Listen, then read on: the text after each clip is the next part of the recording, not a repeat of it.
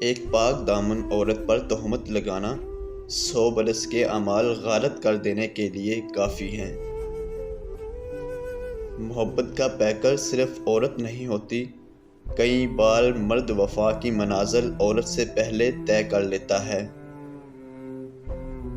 عورت کے لیے ضروری ہے کہ گناہ کرنے سے پہلے وہ خود اپنے آپ پر ترس کھائے، کیونکہ گناہ کرنے والی عورت کو توبہ کرنے کے بعد صرف اللہ معاف کرتا ہے، لوگ معاف نہیں کرتے۔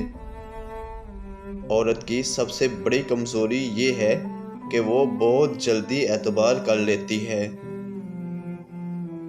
سر پر دوپٹہ رکھنے سے عورت اللہ کی رحمت کے سائے میں رہتی ہے۔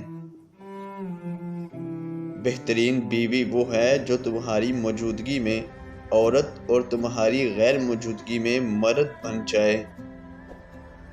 جہاں عورت کا احترام ہوتا ہے، وہاں خدا بھی خوش ہوتا ہے۔